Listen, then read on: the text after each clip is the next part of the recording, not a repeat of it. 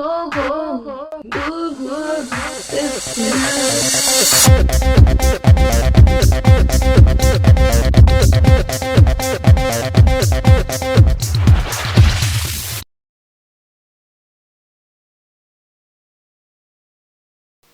This is Rose59 here. Today I'm going to show you guys how to make these wood coasters and also how to put these fancy design on top as well. And you can download these free plans. To make your wood coasters, you're going to need some wood. And I'm just using leftover bamboo flooring that I have here for this project. But you certainly could go to any hardware store, any wood store, and get your lumber.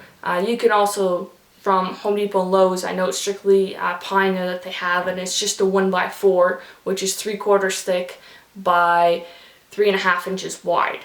So then all you basically have to do is just cut into squares, which is 3.5 by 3.5. But in my case, I'm using what I've got, scrap, a whole bunch of stuff left over. And so basically what you want to do is you want to cut off the tongue on the table saw first, then you want to cut off your groove. And then you'll get something that's nice and square. And once you've got that nice and square, this is just a sample piece I have left over here. Once you've got it, you're going to have something that's going to be nice and square and smooth like this. And what you want to do now is you want to sand. So before you cut them all into small little tiny pieces, because it's a lot harder to sand, this way you can just sand everything down. Now, for whatever material they use for on hardwood flooring, it sure did not take any remover, stripper remover, anything like that. I just had to use 60 grit sandpaper and just a long day of sanding.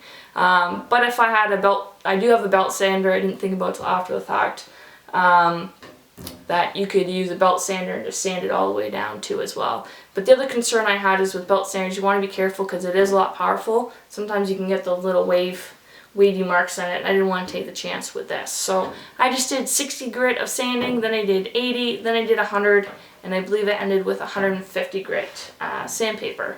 So once you've got all that done, you just want to cut them into your squares, which is going to look something like this, which is 3.5 by 3.5. And now, if they're all nice and smooth, you want to sand all the edges and everything just like that. And now we're going to put a fancy design on top. To transfer your image onto the wood coasters, I'm going to be using a wood burning tool. But for this technique, when you print off your image, you have to make sure if it's a word that it's mirrored. And also you got to remember that it only works with a laser printer. It does not work with an inkjet printer. So once you've got all that image in reverse and everything that you want to do, you need a wood burning tool. And this is the wood burning tool that I'm using. And I'm going to be using the transfer point, and it's a very flat surface. Now, when you do so, you're going to need some tape also, because you're going to be putting it just a little bit taped down so your surface it's nice and smooth and it's flat, so that when you transfer your image on, you can take a look and peek and see how it's doing. And for the heat setting, you don't want it too high, so I recommend having a piece of wood nearby. And you just want it hot enough that when you push down, it's just a tiny bit of heat you're getting on. If your paper starts to turn too yellow, then you know that you have the temperature way too high. In this technique, you just want to slowly put it on and just move it back and forth. And you're just doing it on wherever the letters and everything like that you put it on. And I recommend doing it on a test piece first. So this piece here that I have, I'm just doing it on a test piece right now. So once you've done this a couple times and you go over it, which I did ahead of time, I went over a couple of times, and then you slowly peel back. And you'll start to see the image and everything like that. Now, down here at the bottom, I don't know if you can see, but here it's a little bit, didn't go all the way through. You can leave it like that and give that a distressed look, or you can go over it a couple of times to get it darker than what you need. And once you're done, you just peel off the tape when you're all done, and then you've got your image. And I did one already over here. That was my test piece here. And on my actual coaster, this is what it's going to look like. To apply your finish, what you're going to need is an exterior finish, and I'm just using this general exterior finish here. And you're going to need a foam brush. And just follow the instructions depending on what product you use.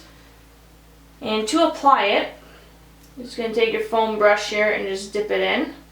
And yes, it does look like milk, but it will dry clear, so don't worry about that.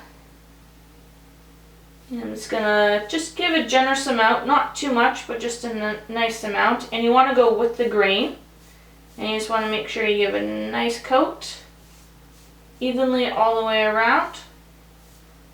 And once you've done that, then you just want to make sure you do your edges and then let it dry and do about 3 coats.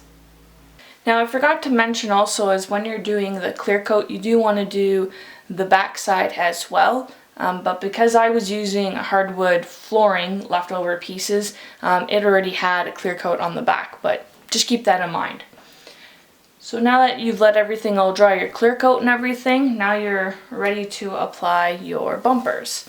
And these are the type of bumpers that I used. I got them at Lee Valley, and you just want to apply them to all 4 corners here. And they've got like a little rubbery onto it, so which is nice because when you basically put it down, it's they don't really move, so which is excellent if you've got a nice beverage. So I hope you guys enjoyed the video, and thanks for watching!